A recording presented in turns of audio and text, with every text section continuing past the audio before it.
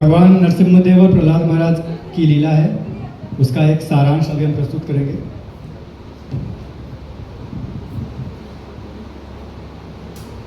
ओम नमः ब्रह्मदेवाय नमः। ओम ब्रह्मदेवाय नमः। ओम ब्रह्मदेवाय नमः। हिरण्यकश्यप अपने अंगूठे के बल पर 36,000 वर्षों तक की कड़ी तपस्या करता है। उसके कड़ी तपस्या के कारण उसका शरीर हड्डी के ढांचे में बदल चुका है और उसके शरीर पे दीपक लग चुका है। उसके मस्तिष्क से ऐसा विशाल ज्वाला प्रज्वलित हो रहा है जो कि स्वर्गलोक से भी दिखाई दे रहा है, दैदीप्यमान है। ब्रह्मा जी उसके इस कठोर तप के कारण उसको वरदान देने के लिए प्रकट होते हैं।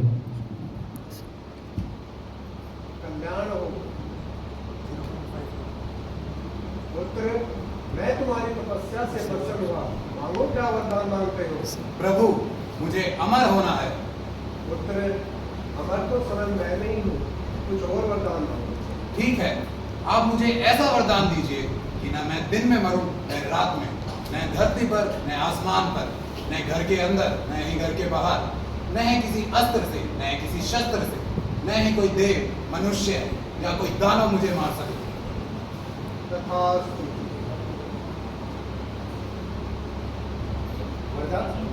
वरदान मिलने के बाद हिरण्यकश्यप अपने शक्ति के मध्य में चूर होकर हर जगह त्रैलोक में अपना हाहाकार मचा देता है। हर जगह वो भगवान विष्णु की पूजा को बाधित करता है, रुकवा देता है और अपने इस अहंकार में वो सब पे बहुत आक्रमण अत्याचार करता है। अपने आप को उसने भगवान घोषित कर दिया है। उसके भय से स्वर्ग आदि ग्रहों के सारे, स्वर्ग आदि लोकों के सारे देवी देवता सारे अपने अपने ग्रहों को छोड़कर भाग जाते हैं उसके भय से।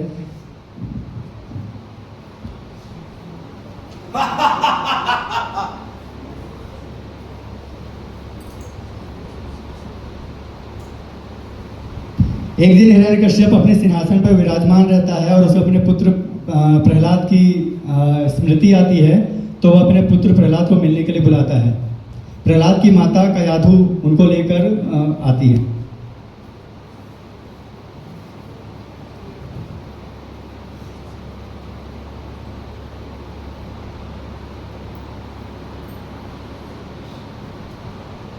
प्रिय पुत्र प्रहलाद, मेरे कुल के दीपक, मेरे लाल, बताओ तुमने गुरुकुल में अपने गुरुओं से क्या सीखा? पूज्य पिताश्री, मैंने यही शिक्षा पाई है कि भौतिक जीवन में डूबे रहने के कारण ही व्यक्ति गहरे अंधे कुएं में गिर जाता है। अतः हमें श्री हरि विष्णु की उपासना में रत रहकर अपना दुर्लभ मानव जीवन सफल बनाना चाहिए। षंडमर्क! जी महाराज, जी महाराज। अरे मूर्ख ब्राह्मणों, तुम मेरे शत्रु विष्णु से मिल गए हो और मेरे पुत्र को ये क्या भक्ति सिखा दी है? प्रभु, हमने प्रहलाद को ये सब नहीं सिखाया है, ये स्वयं ही प्रहलाद ने मुझसे सीखी है।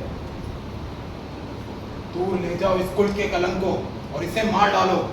प्रभु, हमें एक और अवसर दीजिए, हम पुनः प्रहलाद जी को शिक्षा देंगे और एक योग्य असुर बनाएंगे। षंड और अमर्क असुरों के जो कुल गुरु हैं शुक्राचार्य, उनके पुत्र का नाम है। तो असुरों का जो कॉलेज है उनके एचओडी षंड और अमर्क हैं, सारा डिपार्टमेंट वो संभालते हैं कि किसको कैसा असुर बनाना है। तो उनका अपना गुरुकुल भी है। तो षंड और अमर्क प्रहलाद महाराज को गुरुकुल ले जाते हैं हिरण्यकश्यप को इम्प्रेस करने के लिए। वो उनको वचन देते हैं कि हमको अब एक मौका दीजिए, हम उनको फिर से दोबारा से सबको सिखाएंगे। किंतु प्रहलाद महाराज पर सबको भी असर नहीं पड़ता है। वो गुरुकुल में जाते हैं, सारी बातें सुनते हैं, ना ही उसका विरोध करते हैं, ना ही उसमें सहमति देते हैं। वो हमेशा दिव्य समाधि में रहते हैं। और दोबारा से जब वो गुरुकुल से वापस आते हैं तो हिरण्यकश्यप उनको मिलने के लिए बुलाता है। प्रहलाद,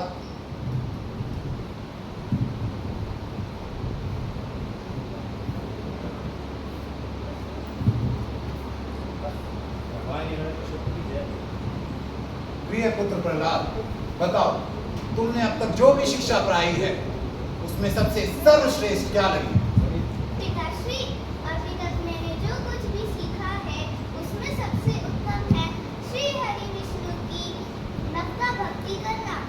श्रवणम कीर्तनम विष्णु संगनम पद सेवनम अर्चनम वंदनम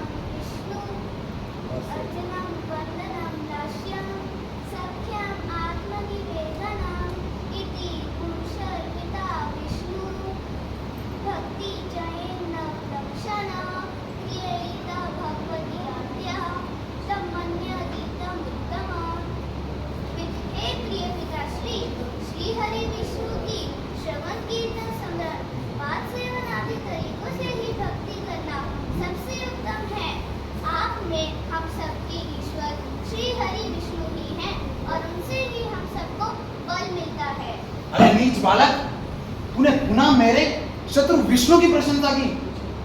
तू बार बार हर बार मेरे प्रेम का उत्तर मेरे शत्रु विष्णु की भक्ति कर कर मेरा उपहास करता है। षंड अमर, जी महाराज। तुझसे एक बालक भी संभाला नहीं जाता तो इसे मार डालो। प्रभु, आप बेकार ही एक बालक से भयभीत हो रहे हैं। ये अभी बहुत छोटा है। आप एक काम कीजिए, जब तक शुक्राचार्य नहीं आ जाते तब तक आप इसको गुरुकुल भेज दीजिए मेरे साथ। तब तक मैं इसकी टूटी ठिकाने लगाने का प्रयास करूँगा।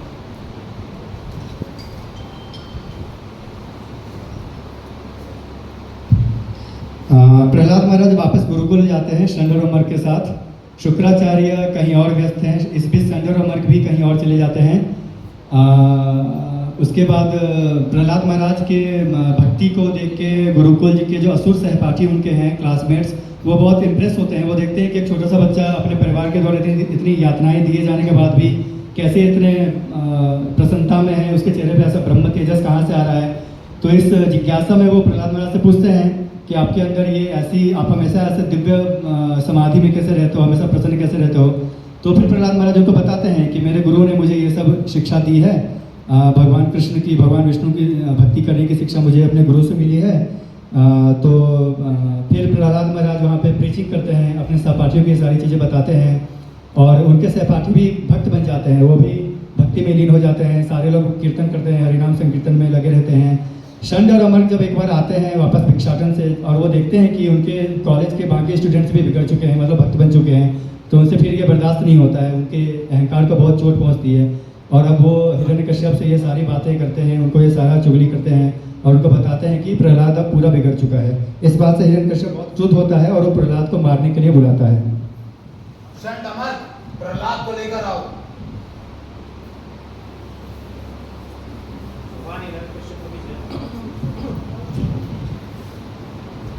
क्यों रे विष्णु के तुच्छ नौकर?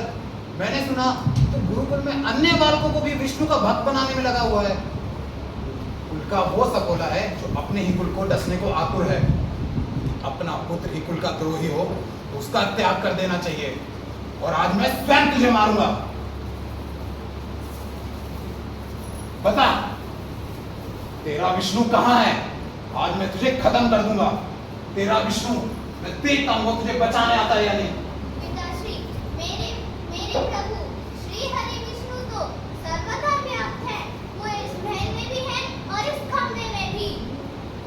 अरे मूर्ख, आज मैं तुझे स्वयं मारूंगा और देखता हूँ तेरा भगवान विष्णु तुझे इस खंभे से निकलकर बचाने आता है या नहीं।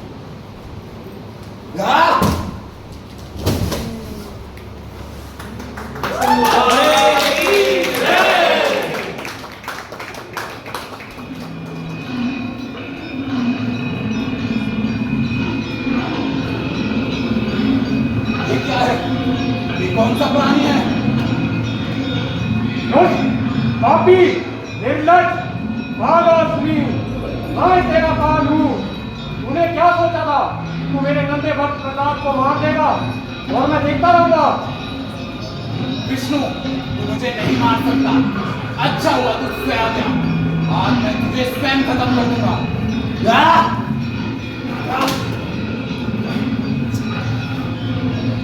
आज मैं तुझे खत्म कर दूंगा।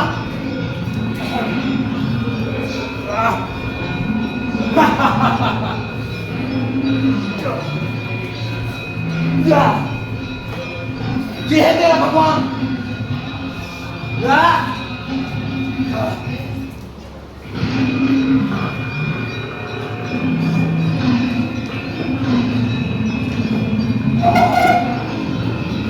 नहीं, तू मुझे नहीं मार सकता।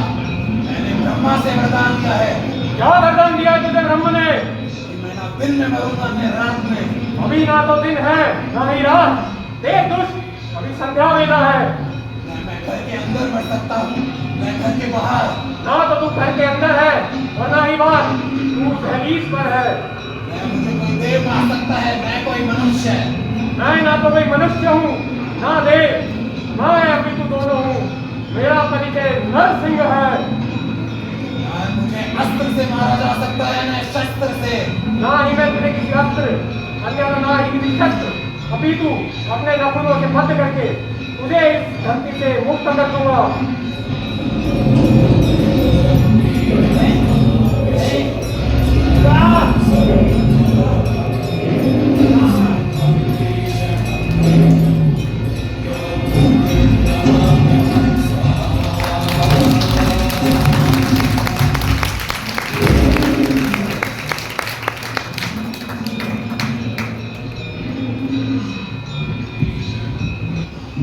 सद्यं विधातुं निजभृत्य भासितं व्याप्तं च भूतेषु अखिलेषु चात्मनः आदृश्यतात अति अद्भुत रूपमुद्वहन् स्तंभे सभायां न मृगं न मानुषम्।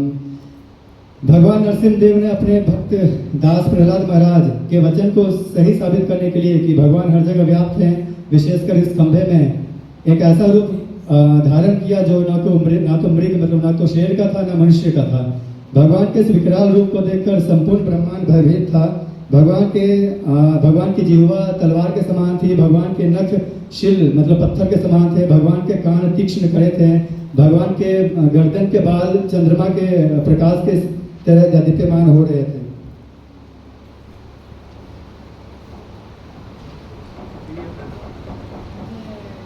जय हरे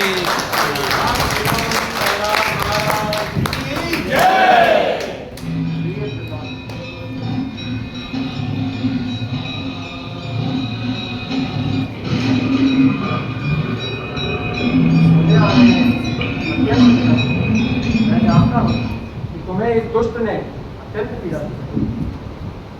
मैंने आज इस दुष्ट का वध करके ये सबको साबित कर दिया है कि मेरे भक्त का कभी विनाश नहीं हो सकता। ये मेरे प्यारे प्रभु भक्तवत्सल भगवान, अब तो आपने मेरे असुर पिता का वध कर दिया है, कृपया करके अपना क्रोध शांत करें। ये पुत्र, मैं तुम्हारी अनन्य भक्ति से अत्यंत प्रसन्न हूँ। मांगो पुत्र, तुम्हें क्या वध चाहिए, मांगो। हे प्रभु, भले ही मेरे पिता ने आपको अपना शत्रु माना है और आपके प्रति अनेक अपराध किए हैं, परंतु मैं यही चाहता हूँ कि आप उनको अपने श्री चरणों में स्थान देने की कृपा करें भगवान। पुत्र, तुम्हारे जैसा भक्त, महान भक्त अगर किसी भी परिवार में जन्म लेता है तो उसकी अपने आप ही 21 पीढ़ियां रह जाती।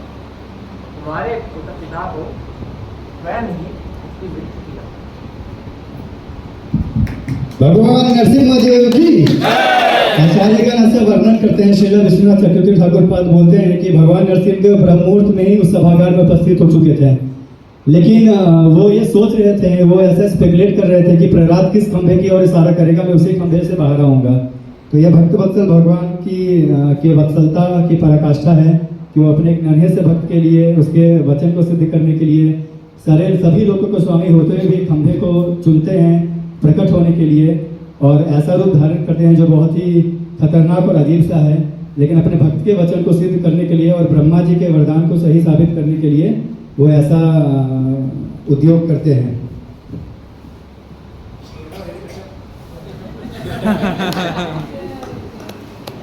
तो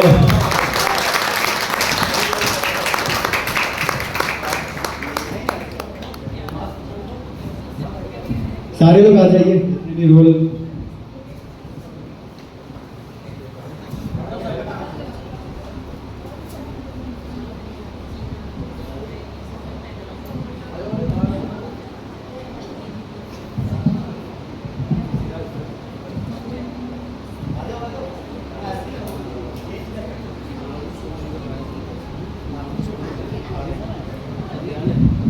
तो ये रोल हमारे लिए बहुत चैलेंजिंग था क्योंकि हमारे पास समय